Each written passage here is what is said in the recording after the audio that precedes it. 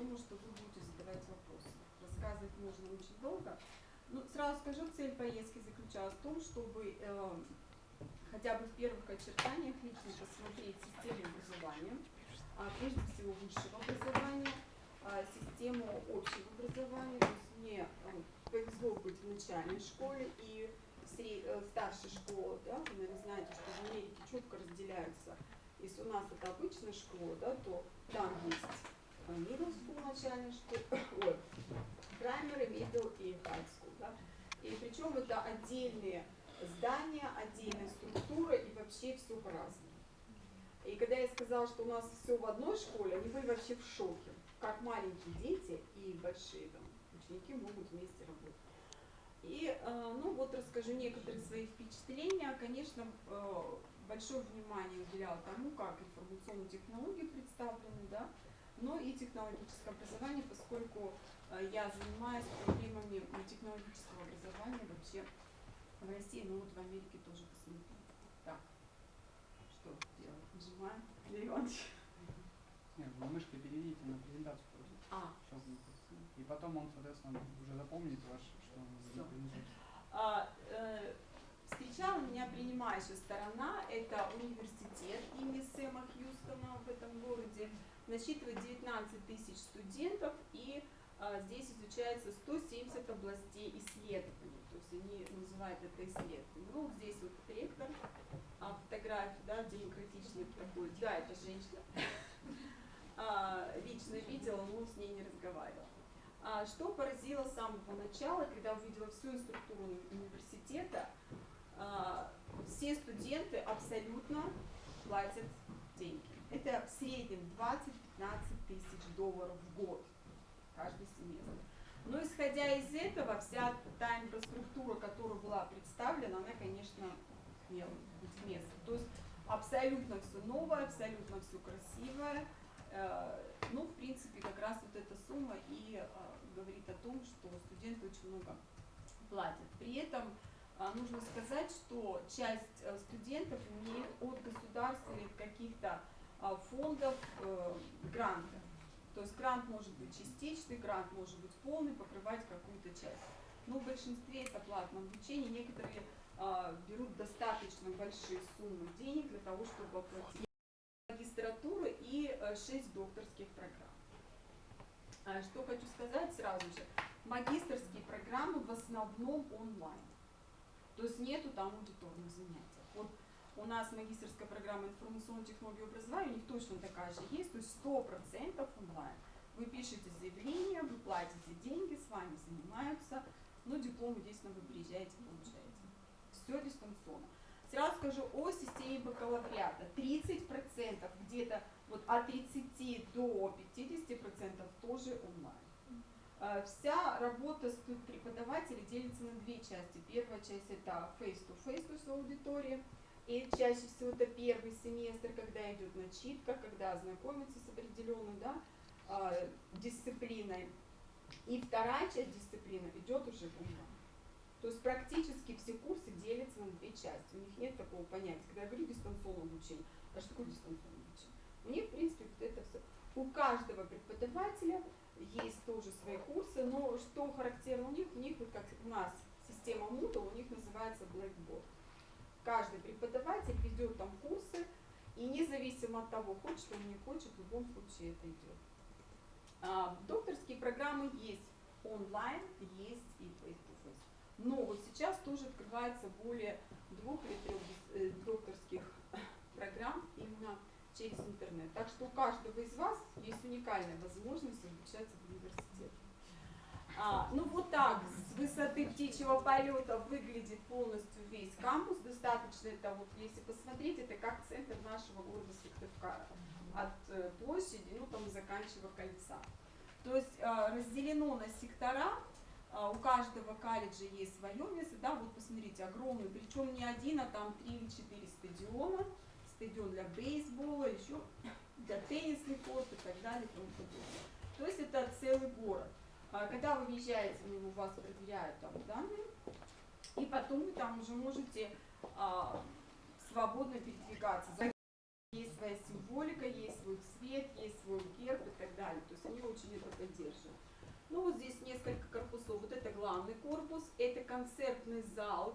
проходят все представления, да, ну, обычные корпуса, что поразило, вот, пожалуйста, есть своя поликлиника. Причем студенты проходят практику непосредственно. Все студенты медицинского института старших курсов, они работают в поликлинике. Кто-то работает санитарами, кто-то врачами, кто-то медсестрами. И все здесь обслуживаются на определенных сертификатах. То, что касается, например, охраны, тоже проезжает в полицейской форме, на велосипедах, пешком. Это тоже студенты юридического факультета старших курсов. В гостинице тоже везде студенты, убирают там, на ресепшене, тоже студенты, которые учатся туризму. То есть практика у них идет непосредственно. Причем многие студенты за это получают определенную сумму денег. Где-то это идет бесплатно. Ну вот, пожалуйста, как выглядит университетский концертный зал. Ну, где-то Москва, Санкт-Петербург, хороший зал. Вот это стадион. Ну и библиотека. Когда я стала рассматривать компьютерный класс, вот, кстати, фотографий нет, и вообще смотреть школы, я пришла к выводу о том, что в основном вся информация и в текстовом, и мультимедийном, и в техническом варианте собрана в библиотеках. Вот как выглядит зал библиотеки. Там небольшой зал, даже среди книг везде стоят компьютеры. К любому компьютеру вы можете подойти. Если вы захотите зайти в систему дистанционного обучения, просто вводите свой код. Если вы хотите просто как гость, вы просто набираете там гость и так далее. Везде Wi-Fi, то есть мне сразу же показали, как зайти, куда нажать, абсолютно везде. То есть на всей вот этой территории кампуса. То есть здесь студенты могут работать с 6 утра до 12 ночи. У них не принято работать в общежитии. То есть это не этично, там тоже какая-то определенная плата. В основном все работают в библиотеках. Здесь, видите же, здесь есть копировальные, да, машины, то есть можно ксерокопировать, сканировать, все что угодно. На цокольном этаже есть большие мультимедийные залы, к сожалению, не разрешили мне сфотографировать, где можно посмотреть любой фильм там, от любого там производителя в виде на видеопленке, на обычной пленке и так далее. Тоже касается и аудио. Вы приходите, говорите, какое произведение, стоит проигрыватель, стоит магнитофон, вы можете это все прослушать, посмотреть и так далее. То есть все, что есть, все сконцентрировано в библиотеке. В принципе, когда я была потом в школе, то же самое это можно было видеть. И в основном все приходят сюда. Абсолютно свободно все чувствуют, тут же едят, тут же могут выпить, ну как-то спокойно. Ну, столовая, поразила меня столовая, конечно. Заходишь, $7 платишь, и по системе все включено. Ешь сколько хочешь, сидишь сколько хочешь, никто тебя не контролирует, то есть можешь есть готовые блюда, можешь подходить там к овощам, делать себе салаты и так далее и тому подобное. Поэтому, конечно же, я наблюдала за некоторыми студентами, есть, которые сидели вальяжно, там, ну, там разговаривали, есть девушки, которые прибегали, брали, вот они сами эти гамбургеры делают, там вафли сами пекут, быстро-быстро что-то съели и убежали. В принципе, так же, как и это. Ну и студенты, которые получают гранты, они, естественно, тоже это питание входят. Вот девушка, с которой я общалась, она была в некоторых случаях моим переводчиком, она говорит, что вот у нее завтрак, обед и ужин входит в грант. То есть она как бы питается бесплатно. В общежитиях они не готовят? Нет, вот, пожалуйста, как вы думаете, вы пришли, это что такое? Общежитие. Да, это общежитие. Ну, вот здесь как раз общежитие, видите, знак СН, да, Сент-Хьюстон университет. Вот это холл, вот, пожалуйста, тоже холл, мягкие диванчики, телевизор, да. Вот холл 2-го этажа, ну и вот здесь просто коридор. Но комнату мне показали, но фотографировать, ну, вообще в Америке, прежде чем фотографировать, нужно спрашивать. Постоянно нужно спрашивать, спросить, да, разрешение. Потом тебя спросят, с какой целью, для чего, где вы это будете выставлять, кому вы это будете демонстрировать. Поэтому, когда мне это сказали, я уже как бы фотографировала тогда, когда никого нет, чтобы не было никаких вопросов. И то, когда уезжала, мой коллега сказал, Наталья, пожалуйста, не выставляй фотографии там, где там попали мои дети, чтобы не было никаких. То есть они очень щепетильно к этому относятся. И если, не дай бог, они увидят свою фотографию без разрешения, в принципе, на вас могут подать в суд и выиграть хорошие деньги. Ну вот, пожалуйста, такой. Да, причем вот здесь в холле тоже стоят компьютеры, студенты, в принципе, могут. Ну, это по какому-то занятию.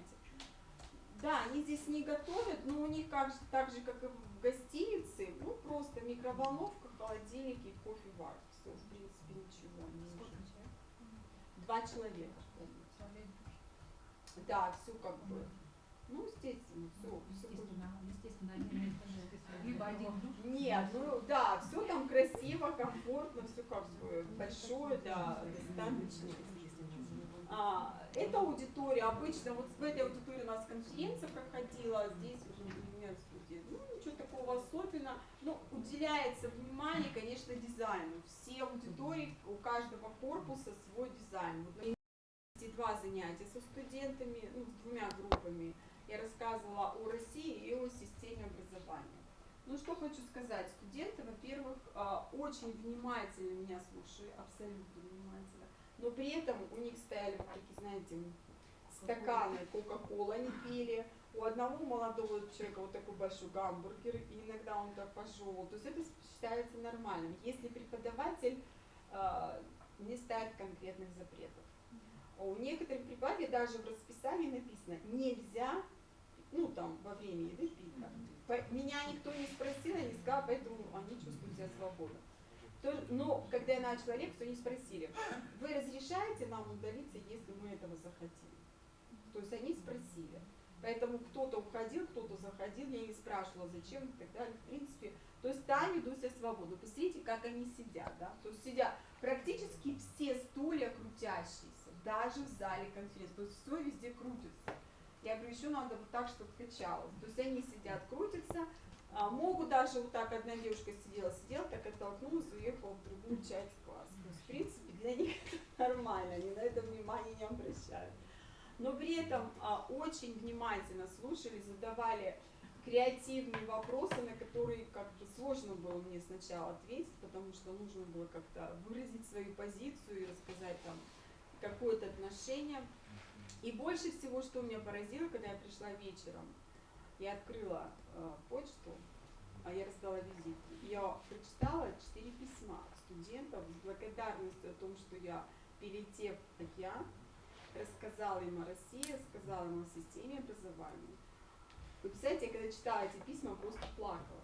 Плакала от того, что, работав в России 10 лет, ни один, не то что студент, магистрант, аспирант не написал такого письма.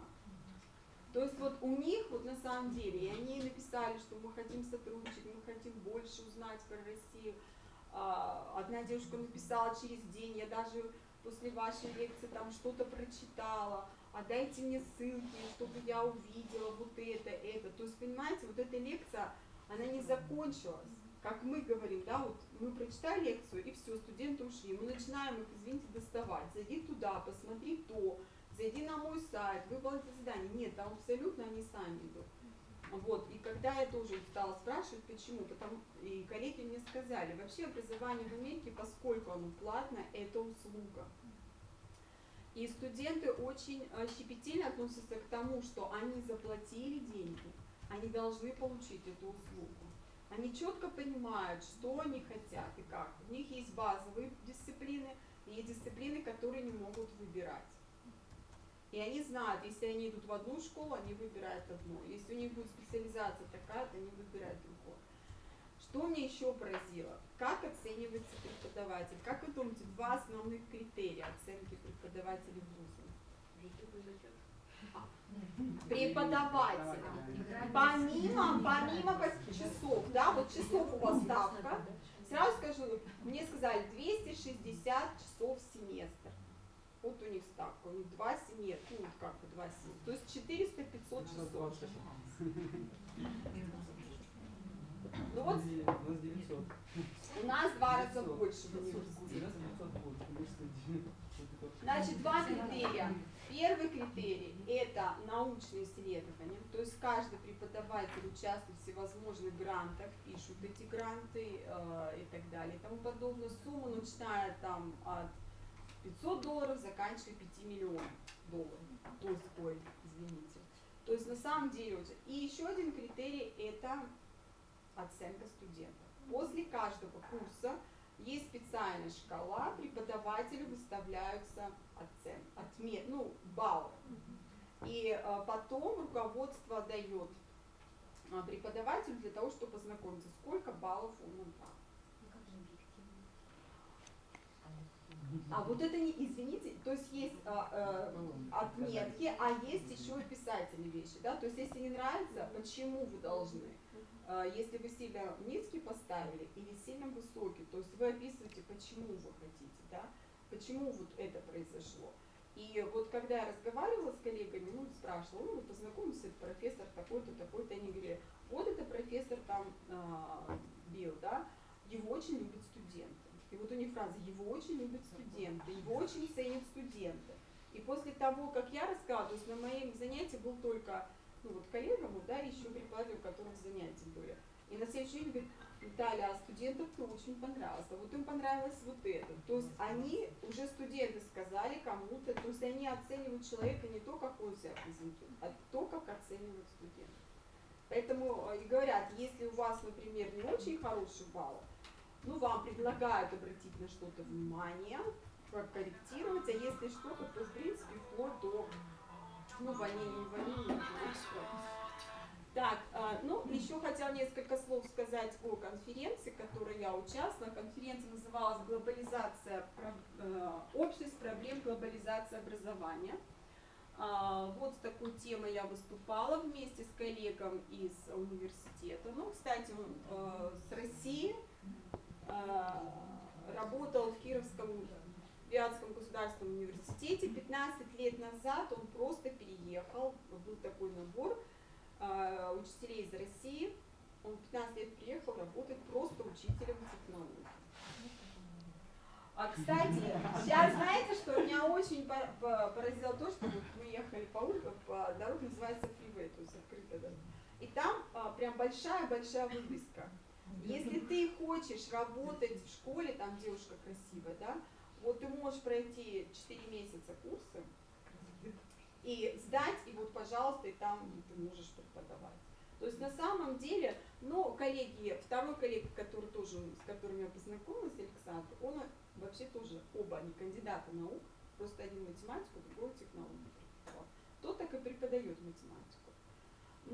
Что сказать, уровень, конечно, жизни совершенно другой, чем в России. Андрей смог подняться с помощью грантов обучения магистратуры до профессора.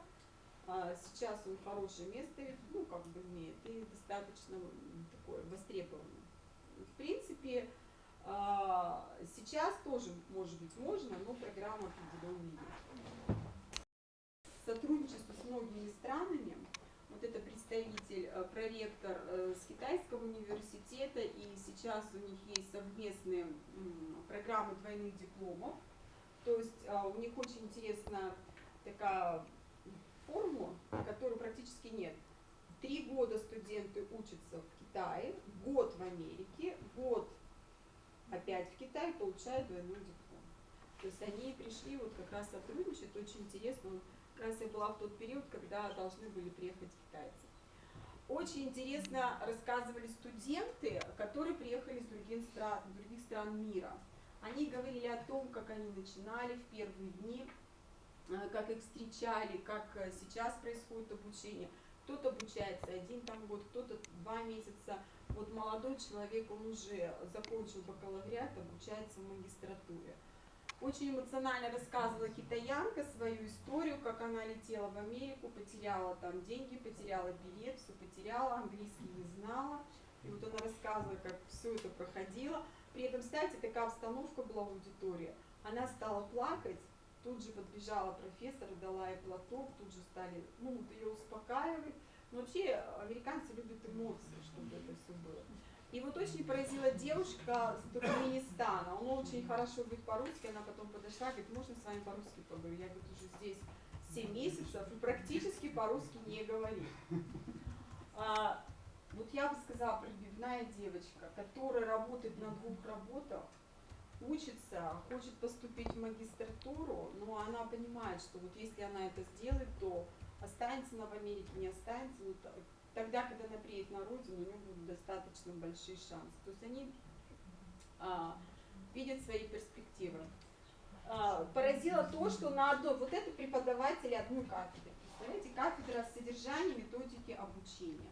То есть вот дама из Турции, вот, пожалуйста, молодые люди, да, из Гвинеи и Германии, вот с Англии, да, и Азербайджан, да, тоже вот подходила девушка из Азербайджана. Очень интересно для женщин. Тоже говорит, вот я оставила маленького ребенка, пришла на конференцию. Я говорю, а насколько маленький? Она говорит, 1,5 месяца. 2 месяца. Я говорю, а как? Она говорит, в декрете сидят женщины в Америке только 2 месяца оплачивают. Больше нет декрета. Что хотите, или работаете, или нанимаете и так далее. То есть говорят, что... И все коллеги работают вместе, очень как бы поразило то, что все работают в команде. Выступления практически по 2, по 3, 4 человека, и достаточно разносторонне подходит к одной проблеме. Ну, вот это проректор, это декан факультета. Мне повезло побывать на очень таком мероприятии значимом. Это церемония награждения лучших учителей штата Техас. Университет проводит этот конкурс раз в год и награждает лучших учителей в высшей школе, в начальном, в среднем и в старшей школе. Это, знаете, как Оскар в образовании. Все одеты там во фраках и так далее, столы шикарно накрыты. Ну, то есть, как бы поразило то, как относятся к престижу профессии. Показывали достаточно содержательный ролик про каждого лауреата, отзывы учащихся, то есть на сцену вызывали, то есть награждение было и так далее. Достаточно интересное такое мероприятие. Ну и школа. Вот как вас встречает школа, это пост, никаких охранников там не сидит, то есть вы заходите сюда и проверяют ваши данные. Карточку, да, у каждого личного. У меня взяли паспорт, отсканировали его, и вот так же, как вы скотчем налепили, ну там красивая такая, да, бирочка, что я могу зайти в школу. То есть это проверка на то, что вы не числитесь в базе данных по преступлениям в отношении детей. Вот, пожалуйста, это библиотека в начальной школе. Вот книжки, вот рядом, видите, стоят компьютеры. Тут же интерактивная доска, тут же дисплей. Кстати, во всех кабинетах начальной школы стоят интерактивные доски. Но меня что поразило, не так вот парты, интерактивная доска.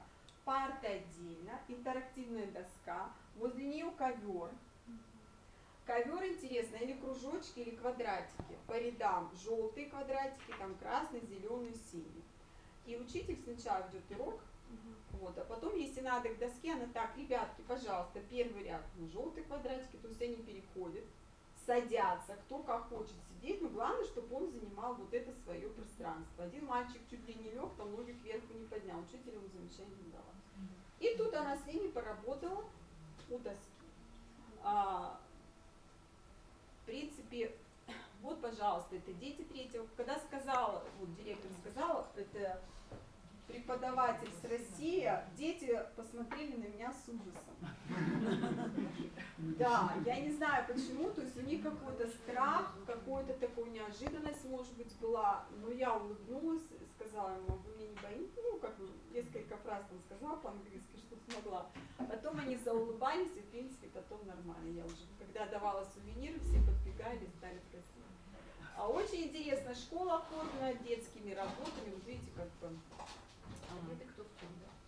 Да, одеты сами дети кто в чем, и учителя в том числе. Я была в шоке, когда девушка стояла в сланцах, ну, вы понимаете, Техас, ну, март месяц, там, ну, примерно как сейчас погода, в какой-то юбке, в какой-то кофте, понимаете, это вообще, я такая думаю, это что такое? Ну, в принципе, там нет никакого дресс-кода. Директор, конечно, выглядел хорошо. А сколько детей в классах? Детей в классах не больше 22.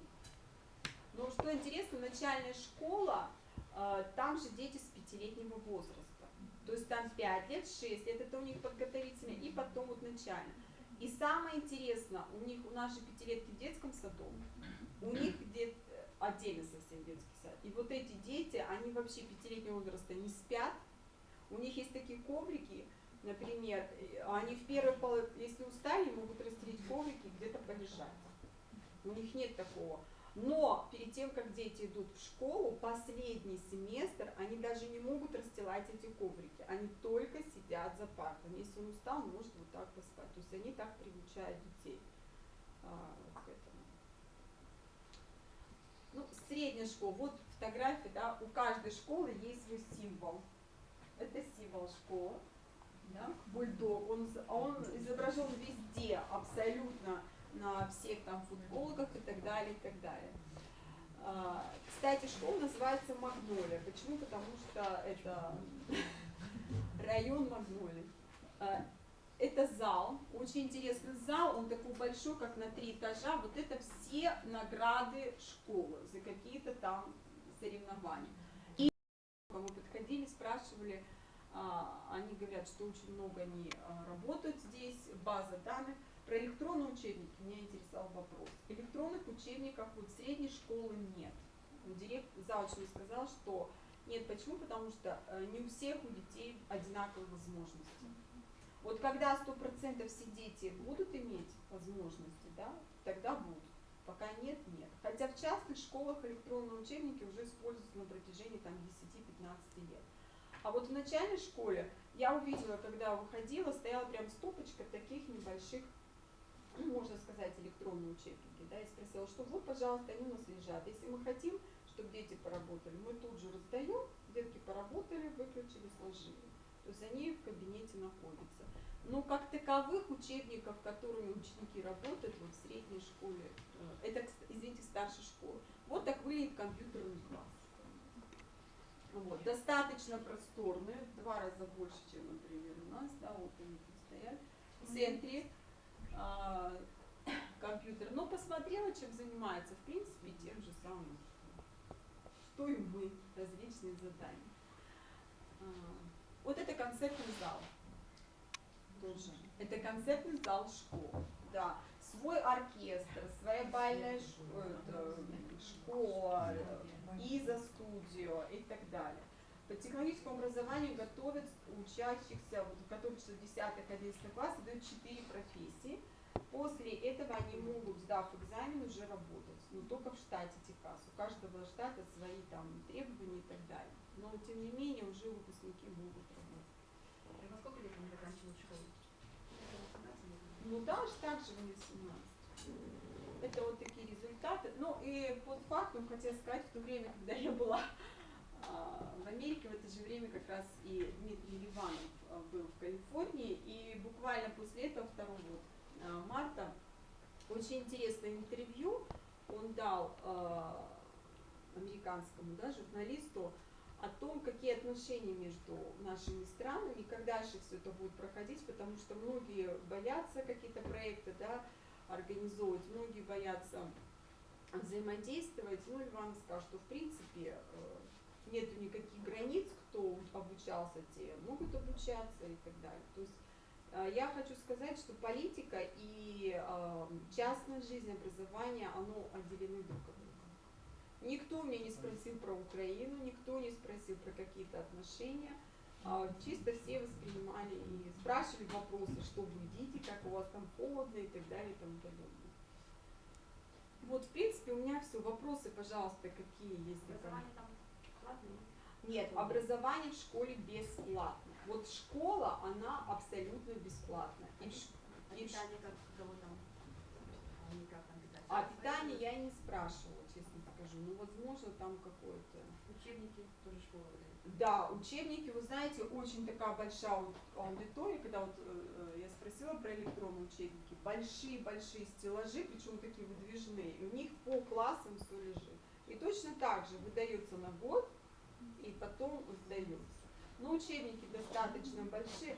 В начальной школе учебников нет. Каждому ребенку на занятиях выдается определенные листы задания, то есть тренировочные задания и задания тестовые. У них, вы знаете, все уже стандартизировано. Есть конкретные стандарты, есть уровни. И вот после проведения урока учитель раздает вот эти задания. Ребенок выполняет, он все это складывает, папочка, и потом уже он оценивает. Но вот тоже я жила в семье у коллеги, жена, она учитель начальных классов. И она говорит, что сейчас у них тоже, как вот у нас электронные журналы стали, подобие этого, да. И очень много сейчас, она говорит, постоянно, вот она вечером поужинала, она говорит, я пошла работать. Говорю, что ты делаешь? Вот мне интересно было, что вечером делает учитель, у которого 3 детей, да, и так далее, еще гости. Она села, и вот смотрю, письма от родителей, вот она им там пишет, Вася такой, Петя такой, а это вот то-то не принес, вот, пожалуйста. Потом есть официальные претензии, я говорю, ну вот, а как вы это? Она говорит, если мне просто письмо написали, ну, вот такого обычного характера, да, там, почему там мой сын сегодня плохо вел себя или еще что-то, она может ответить. А было письмо, она мне реально показала, официально подписанное, отсканированное, то есть это официальное заявление родителей, и она должна официально на него ответить. То есть она должна определить, какой уровень это официальный, да, требование. Она может ответить или зауч школы, или вообще его передать директору. Сравнивание между школами и так далее, уровень очень сильно. Уровень в классе, уровень там, в районе и так далее. То есть постоянно и учитель, и ученик знает, на каком уровне он находится, на низком, среднем или высоком. И постоянно это ему показывает. То есть тестов очень много. Вам показывают перечень изучаемых предметов, где 10 таких вам, сколько там, 18, 10? Нет, я не спрашиваю. Но если хотите, могу узнать. Скажите, пожалуйста, значит, получается бальная система оценивания? Я не знаю, у них своя такая система, у них тестирование идет и... У них же А, Б, С, Д, Е. У них А, Б, С, Д, Е, у них это идет изначально. Коллеги, еще минутку я хотела вам сказать. У нас в университете со следующего года открывается новая магистратура, которая называется информационные технологии в образовании. Руководитель магистратуры Китайгородский Михаил Дмитриевич, я тоже преподаю, и в Муртазе. В этом году нам дали 23 места на очное обучение. Что значит очное обучение? Это значит, что каждый студент, магистрант, будет получать стипендию от 4 тысяч, 4 тысячи это обычная стипендия. Если участвуете в научной работе, это до 8-12 тысяч. Занятия магистратуры. Места бюджетные, места очные, да, самое главное, мы были сами в шоке, потому что мы рассчитывали только на 10-5 мест. Нам дали 23. Я призываю всех, у кого еще нет магистерской степени, идти к нам учиться. Вот у нас уже есть коллеги, которые идут. Так, я теперь вам говорю, коллеги, вот сейчас, вот смотрите, мы с вами работаем. Вы все кто? Специалисты. Вы закончили специальность. Вот я, Иванович, я, мы все специалисты. Сейчас на рынке труда с этого года появляются кто? Бакалавры, специалисты и третье магистранты.